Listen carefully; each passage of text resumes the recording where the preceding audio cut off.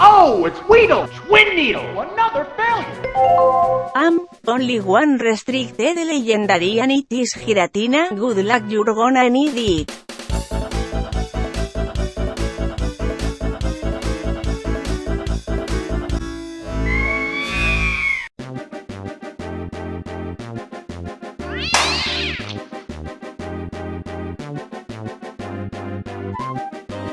Good night, Weedle.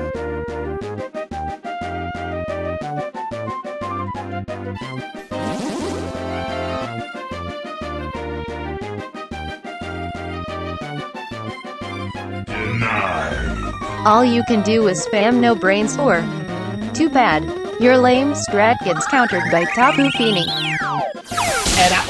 Bitch, shut your motherfucking mouth and learn how to grow the fuck up. TM87, Heavy God's Dragon. Hello?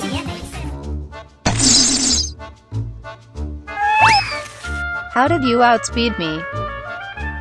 Your Tapu Fini is actually helping me. Thanks, buddy. Shut up, you're a stupid fuck and you know nothing. My stupid fuck what? Kill yourself, you grammar Nazi.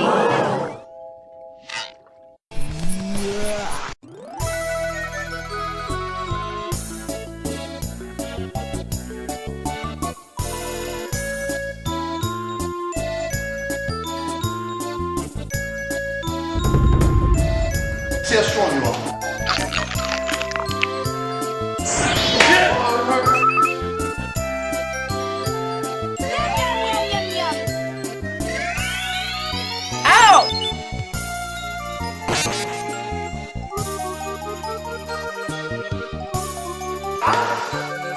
Bye-bye.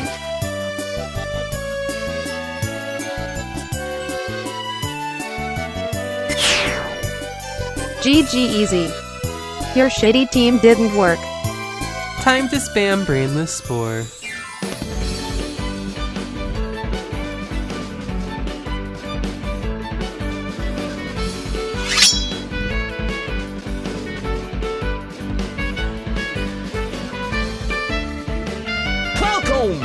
Punch!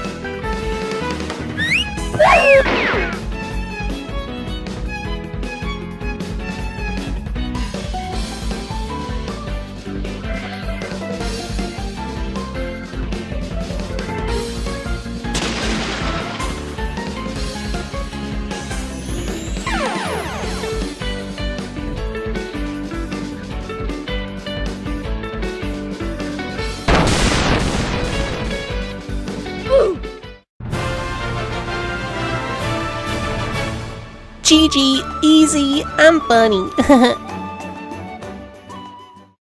Spamming Spore because it is the only way awful players like you can win? You are so bad at Pokemon and should quit. You say spamming Spore takes no skill, yet you're using an Among Us on your team. 20 minutes later. TBH trash players like yourself should just keep their mouths shut and be put to sleep and never wake up. Showdown would be better off without horrible players like you. Yikes. You literally messaged me.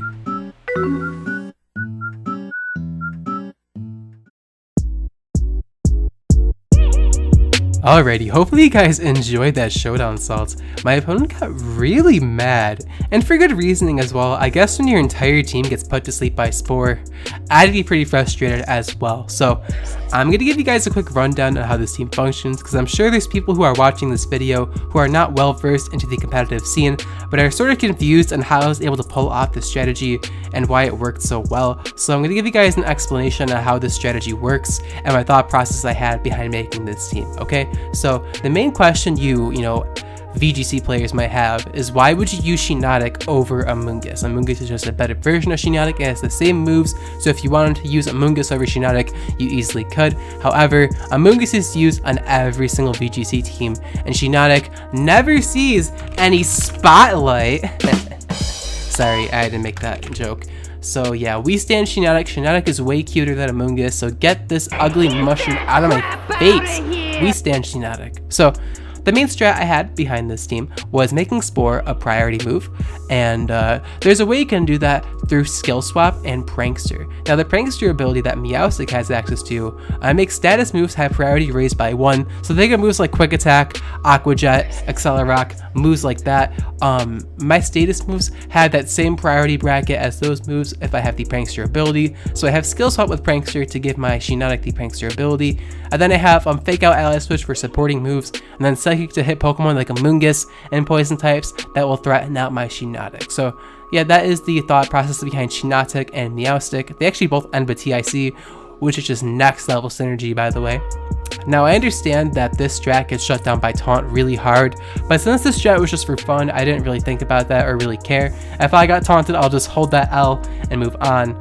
But if you want an easy way to work around taunts, you could run this with Magicoat over like Nature Power, and yeah, you could just block the taunt and make them get taunted instead of you, and then you can start spamming, you know, the spores and stuff like that. So if you wanted to run Magicoat over like Nature Power or something, or Strength Zap, you definitely could, but since I was just doing this for fun, I didn't really care about taunt. But yeah, taunt would definitely shut this down easily, so definitely look out for taunt if you're going to use this strat yourself.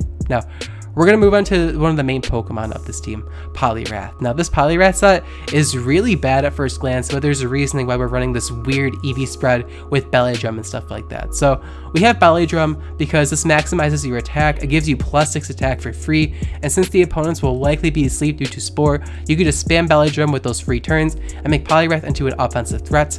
Now we have Circle Throw. Now the reason why we have Circle Throw is because I was experimenting with Prankster After You.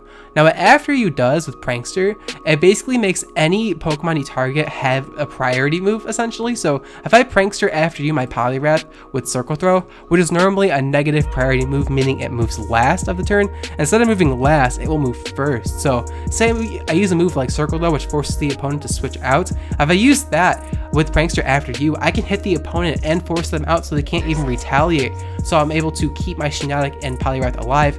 And this came into play in the Showdown battle. I was able to Prankster After You into Circle Throw the Solgaleo, so it couldn't even knock out my Shiinotic, which was huge. It was likely the reason why I won that battle. So Prankster After You with Circle Throw can be really useful.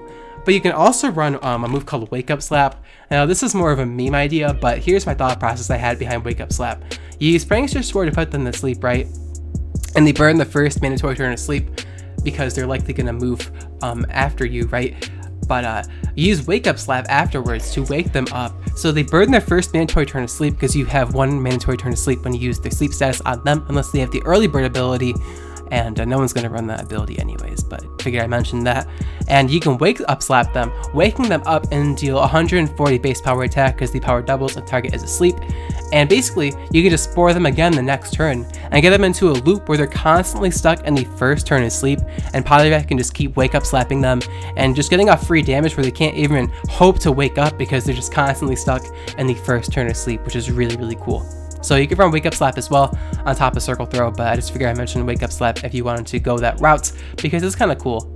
Now I have Ice Punch on this set as well over Water Stab, and the reasoning behind that is because this team struggles to hit Pokemon like Amoonguss, and dark types in general like Yveltal are immune to Prankster. Like as you can see here, dark types are immune to Prankster, but with the Ice Punch we're able to hit Pokemon like Yveltal, which is the main dark type in the VGC metagame alongside Incineroar, and Ice Fighting hits those Pokemon really well, and we don't really need Water Stab for anything once we reach +6 attack, so I think Ice Punch is worthy of the move slot here. And then Protect is just used for protection. It's pretty much mandatory on any offensive Pokemon in the doubles metagame, so I recommend you run Protect. Otherwise, if you are in a disadvantageous position, your strat can just go right down the drain, but if you have Protect, you can, you know, potentially get your momentum back and bring back the game. So Protect is pretty much mandatory.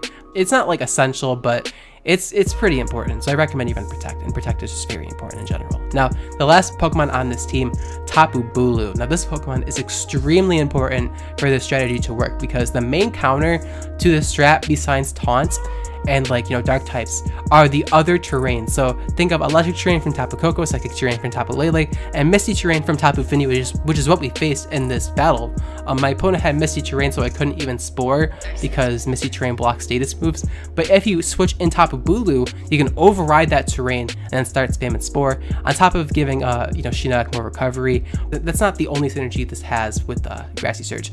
Nature Power becomes Energy Ball and grassy terrain. So you can use Prankster energy balls, and you can make the Z nature power with Normalium Z into a Prankster Grass Z move. And with my special attack investment, that can hit really hard. It can one-shot Primal Kyogre and stuff like that. It can really hurt Primal Groudon. It can just hurt a lot of stuff.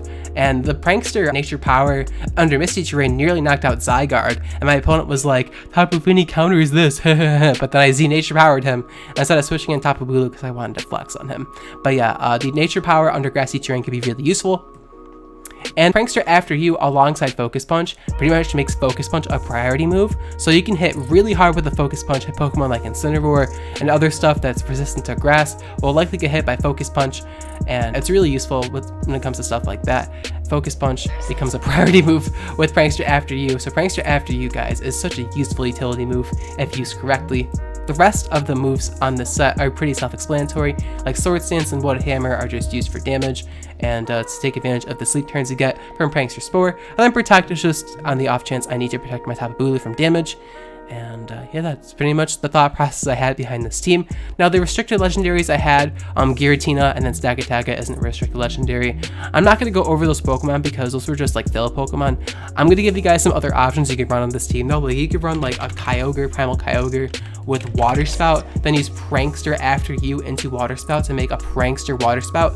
And by the way, I'm going to mention this, that if you use Prankster After You while Psychic Terrain is active on your Pokemon, their move will still go through. So if Psychic Terrain is an issue, you can Prankster After You into like Water Spout or something and just still hit the attack regardless of Psychic Terrain, which is really cool. You could also run something like, I don't know, Mewtwo with like Dream Eater or something. Yeah, that could be a funny meme. Like, you can do a lot of routes with this sort of strategy. And that's why I like about double battling. You can be really creative with what you want to do.